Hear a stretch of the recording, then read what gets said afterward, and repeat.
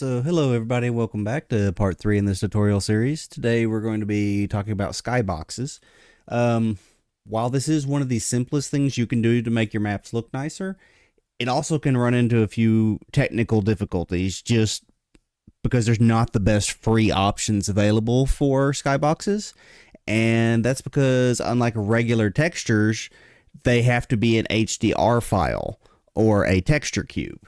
There are still several different places you can get them from for free. I've seen them on Sketchfab. I've seen them on various websites, but most of those do require memberships. So to be safe, I always just stick with the Unreal's marketplace, or it's not marketplace anymore. It's now the Fab section, which they do still have plenty of HDR files here, but most of them do cost money. Every once in a while you'll find them pop up for free, but just to be safe and avoid any copyright or technical issues, I always just go ahead and pay for mine from here. But if you want to find a free one from a website, there's plenty of them for that. I think Blockade Labs still offers like 5 for free or something like that. But what's important is that it has to be an HDR file. Otherwise, you're going to run into technical difficulties with this. So if you've watched my previous video over custom materials where all you had to do was drag it in, same thing here. Once you drag it into the map, it's just going to generate a texture cube, as you can see right here. And then from there, it's just creating a custom material. So we'll go ahead and create a new one. I've got it made there, but just so you can see the steps, just right click anywhere, new material.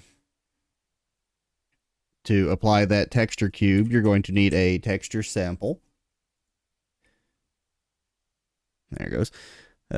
So go to your content drawer, select the texture, select the window, click apply. And since it's going to be a lit up sky, that will go into your emissive color.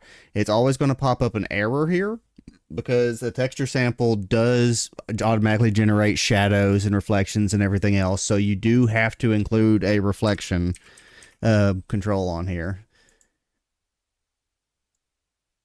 And just to keep there from being any issues with the shadows, I always like to add a constant.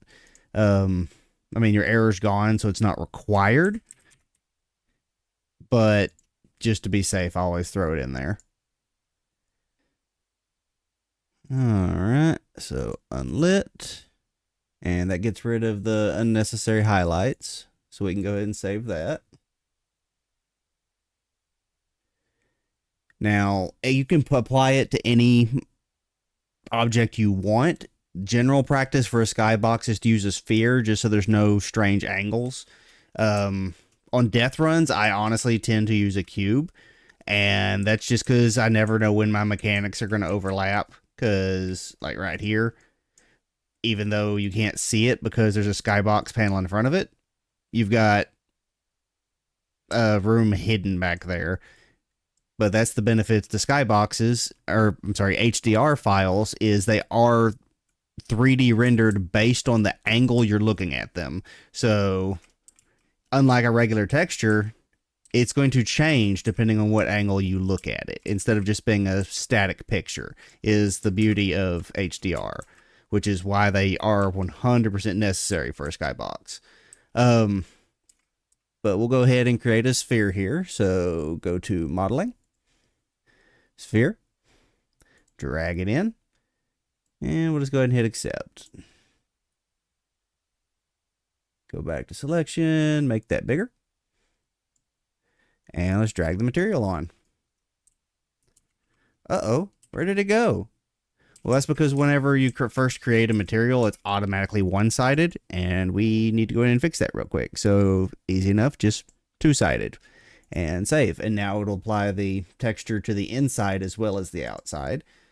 So you can make that as big as you want and surround your map. And as long as you are inside the sphere, you are in a 3-dimensional skybox. Now, there's a couple things to play around with on the settings here. Most tutorials you'll watch are going to tell you that you need to go in and mark it as is sky. Oh, if I could type right here. which is fine for most situations. But one thing you do have to worry about there is if it's treated as is sky. Let me highlight here, and you see where it pops up.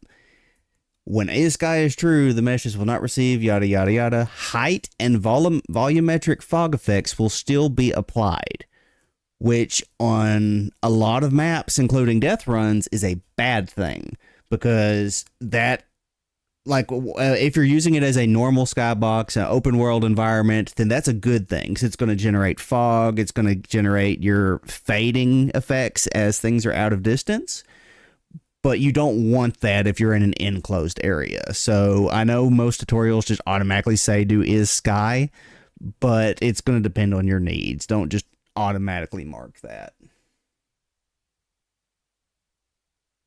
Now, one common issue you're going to run into on your HDR files is most of them are designed for much bigger games than just a Fortnite map.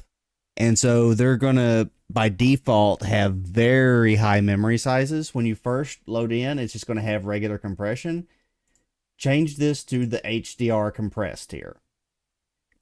And it's going to make the cube a little bit blurrier, but it's going to greatly save memory and will get rid of, in most cases, will just clear the error you get. Because, like I said, when you straight migrate it over from regular Unreal or wherever you download it from, in a lot of cases the HDR file is too big and throws an error, and that's just the easiest way to fix it, is just double click on your texture cube and change the compression settings from the default to compressed here. If that still does not compress it enough to be able to launch your map, then you might have to go in and manually adjust the memory, or in most cases, at that point, it's easier just to go ahead and get a different HDR file from somewhere, because at that point, if you're compressing it that far, it's going to be very blurry and not look too good. But I mean, this is a pretty short and simple video, probably going to be the shortest of the series, because there's not much to talk about on it.